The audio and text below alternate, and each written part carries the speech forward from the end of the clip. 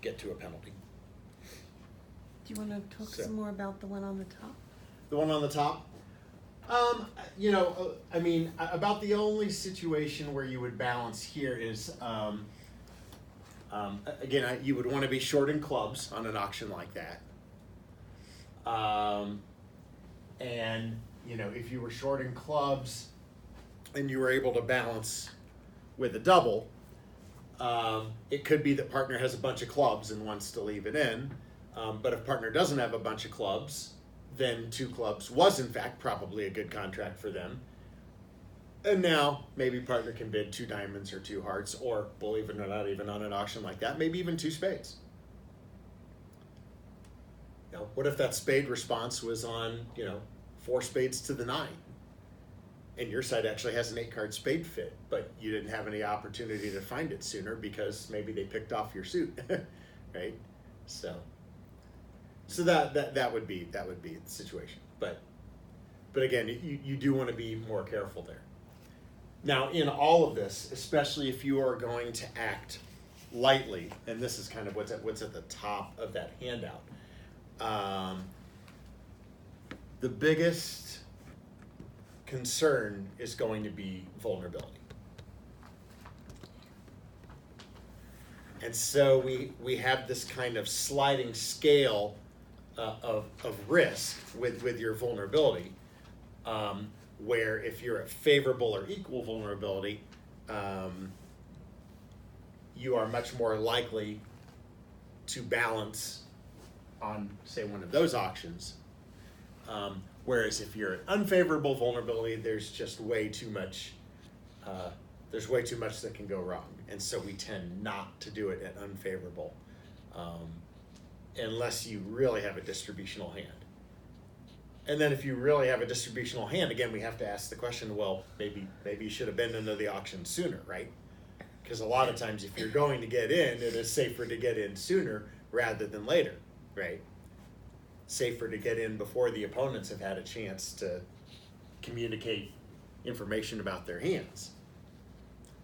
Sometimes they could hit you with a big penalty double, but if they haven't had a chance to diagnose that, you can be off the hook, right?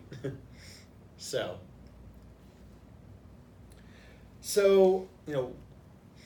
what do you need to balance?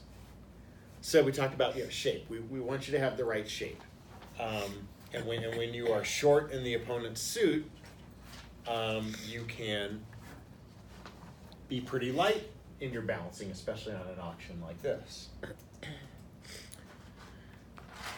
So if we're looking at high card strength, I would say that you might balance, again, especially if you are not vulnerable, and even more so if you're not vulnerable and the opponents are, probably about as many points as you might have for a very light overcall. So maybe as few as about 7 high card points you might consider balancing. Now, I wouldn't do it with 7 or 8 points without the right shape, but with the right shape, with shortness and namely shortness in their suit, that's when you can act pretty light.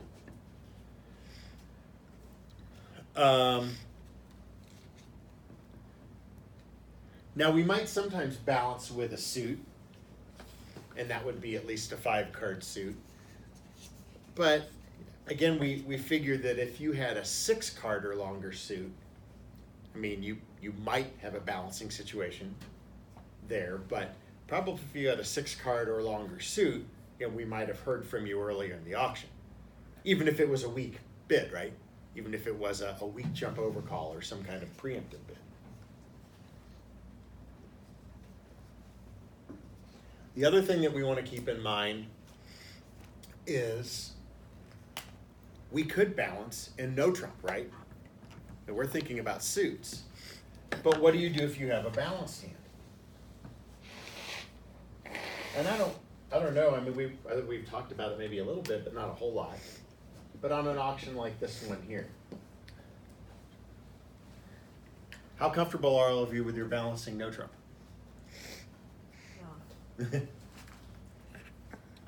All right. Do we know what the balancing no trump shows? Let's start with that. 11 to 14. Yeah. So you can tweak your range with your partnerships, but what is most common is it's 11 to 14 balance. And you say, well, what if I have a strong no trump? What if I have 15 to 17? In that case, you have to start with a double, and then you're going to bid, and then whatever partner does, you correct to no trump at the cheapest available level. Sometimes partner will have to bid at the 2 level, like let's say they open a major, and you balance with a double, and partner bids 2 clubs. Well, now if you want to show your stronger balance hand, you're going to have to correct this to 2 no trump, right? You can't always double and bid 1 no trump, because we don't know how the auction's going to go. Now, you will see some variability to this range. I would say 11 to 14 is the most common, but some people will balance with as light as 10. A lot of 10 counts on it. Like I used to balance with some of those hands, and that was starting to be a little bit light. So if I do it on 10, it's a really good 10. But certainly 11 is a reasonable starting point. You can have a bigger range here. You can get away with a bigger range than the normal 3-point range that we see on our no trump opening, right? We say, okay, 15 to 17. Well, 11 to 14, we're stretching that out to a 4-point range, and sometimes we might even take this up to 15. With some partners, I actually go all the way to 16, and we say, well, how do you do that? How can your no trump be, from 11 all the way to 16? Well, the answer to that is you have to play another gadget. It's a gadget called range stamen, where you're basically playing stamen, but in the process, you are also finding out where in the range partner is. But you might be asking, now, why would we have a lighter range, and why would we have a bigger range? Why are we treating this balancing seat so differently? Well, like any kind of balancing, even though you may be soliciting your partner's input, in particular with a balancing double, where you're trying to find your best fit, anytime you balance, and Denise has heard me say this, what you are doing is you are essentially one person is effectively bidding both hands, right? You're like, okay, partner, I know you've done nothing but pass so far, but the opponent's bidding and the look of my hand, I can piece this all together, and I know you've got something over there. I know you're not broke. I know you've got a few points, and you couldn't act, right? So you're kind of handling the accounting for the partnership when you do this. And so, look, if your side has about half the deck, or maybe even slightly more, if your side has, 20, 21, 22 points, and you don't have a suit fit, and it looks like no trump, well, why not bid no trump? You do this on 11 to 14, figuring, partner's got 7 or 8 or 9, or on a good day, maybe 10 or 11 over there. Because one thing we know on an auction like this is, this person here is very weak, right? That person there doesn't have 6 points because they didn't respond.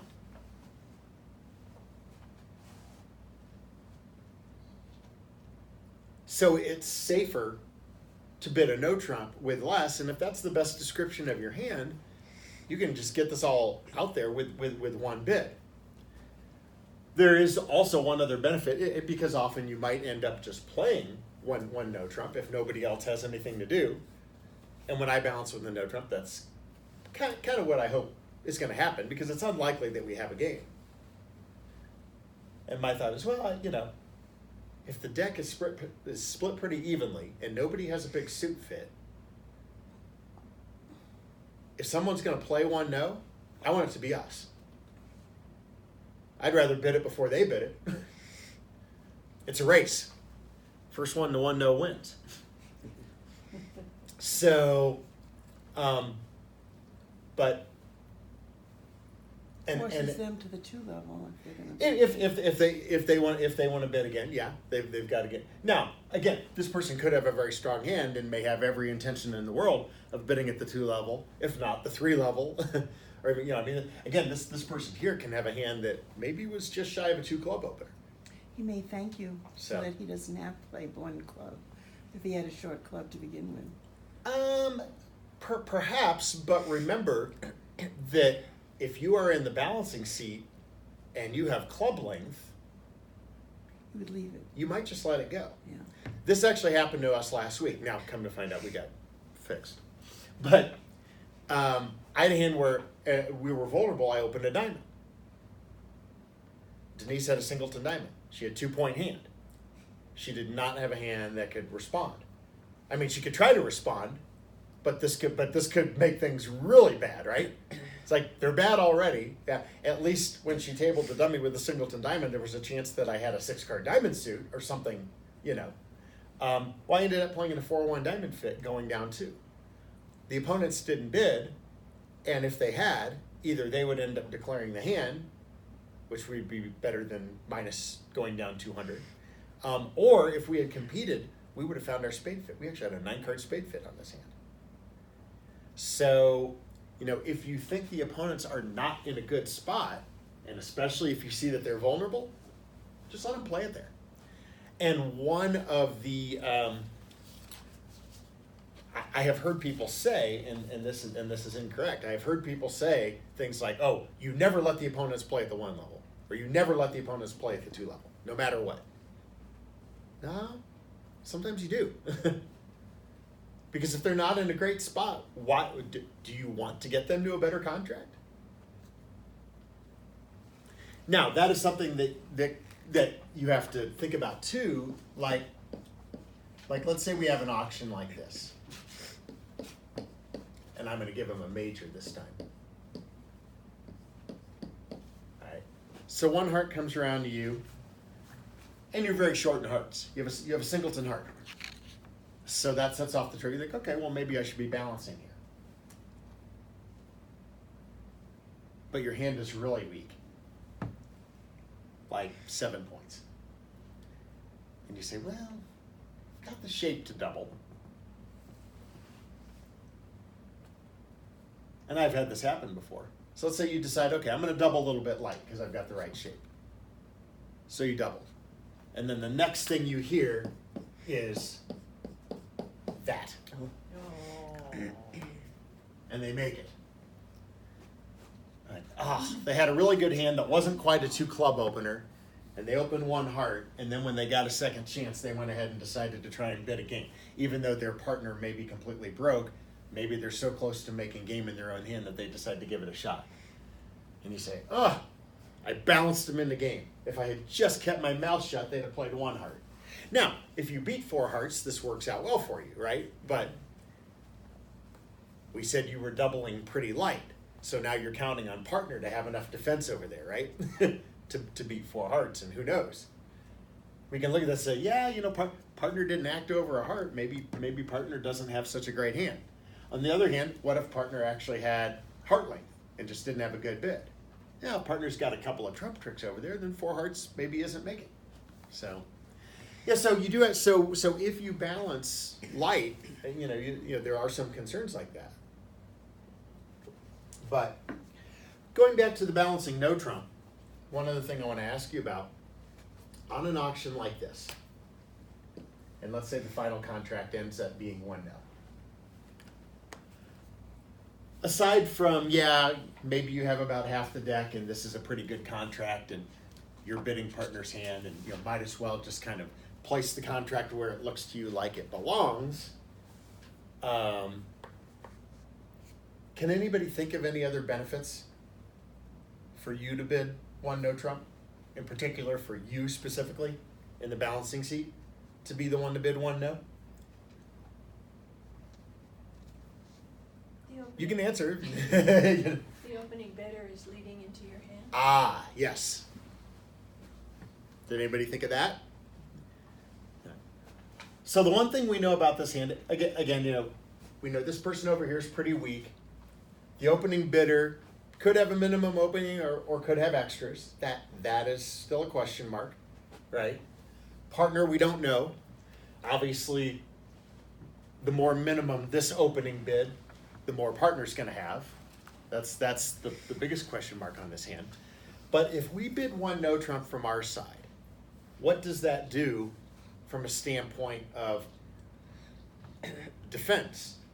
Well, if this hand here has scattered honors, doesn't have a sequence or doesn't, now if they have a long suit, they're probably not selling out to 1-0, right? They're probably going to bid their clubs again, even if you have a club stopper. They don't care. If they have 6 or 7 clubs, they're not going to sell out to 1-0. They're probably going to bid 2 clubs, right? But if that one club bid is just more of a balanced hand, and it wasn't a balanced hand in the range that could have opened 1-0, well, this could be scattered stuff, right? You know, the ace and jack of spades, and the king and jack of hearts, and the queen of diamonds, and you know, just scattered stuff all over the place. You're going to put that person on lead, right? It's like, okay, great. I have to find an opening lead. None of these leads are really attractive. I'm leading away from my honors, away from my stuff. My partner's weak, so my partner is not likely to have much. If I lead away from a queen, there's not too much likelihood that your partner, who couldn't bid, is going to show up with a king or an ace or even a jack, right? A companion honor that will force a bigger honor from declarer's hand. Excuse me. You would like to have that person on lead. The same thing works if your side opens the bidding and the opponents make a takeout double. If they make a takeout double, but your side ends up declaring the hand, in an ideal world, we'd have the opening bidder, if that takeout double was in direct seed, we're talking about. We'd like to have the opening bidder declare. Why? Because if the weak hand gets to be on lead, they get to lead through the opening bidder to the takeout doubler's hand. They get to lead through honors. Whereas if you put the takeout doubler on lead, and you figure their partner isn't going to get the lead very often, they have to lead away from their honors. They may really be stuck, right? And they're going to be forced to give you tricks. This, by the way, is, and we see so many gadgets, this is not necessarily balancing action, but we've talked about when there's a 1-no trump opening, and we know that a lot of people are playing double if 1-no trump is conventional. So you all play don't, right? Yeah. So double is by no means penalty. It shows a long suit, right? But the natural meaning of double over a no trump is actually penalty. But very few people are playing penalty doubles of 1-no trump anymore. And by penalty of 1-no, what we normally mean is like equal or better hand, right? Yesterday we were playing people and they doubled our 1-no and they said that they had a no hand, trump hand also. Yeah, so that's penalty. The correct way to describe it would be a penalty double. A lot of people will describe it as equal or better hand. Oh, okay. Yeah. Okay, but it's actually, if you have a balance 15 or 16 points and your right hand opponent opens a no trump, doubling for penalty is it's so seldom effective that that's why nobody wants to do it anymore. That's why we're playing all these other systems. Because if they stay in 1-no trump doubled, you're going to have a hard time beating it. Because every time you win a trick, you're on lead, giving away tricks, leading into the other strong hand at the table, right? And if you truly have a good penalty of a no trump, a lot of times the opponents have a place to run, right? They can transfer or something like that. They can get, if 1-no's a bad spot, they can get to a better spot where you don't have such an attractive penalty. And so that's why we're in this universe now where so few people are playing penalty doubles of 1-no. It's hard to defend 1-no double. Or sometimes you have a good penalty. Sometimes you have, not just a no trump strength hand. Maybe you have even better. Maybe you have 18 or 19 or 20. And so you get that double on the table, but then what happens? Your partner pulls the double because they don't want to defend, right? Your partner is extremely weak, so they pull the double to their longest suit, and now you've missed your opportunity to defend. Even when it was right, it's hard for your partner to know that. Right? So there are a lot of problems that we run into, but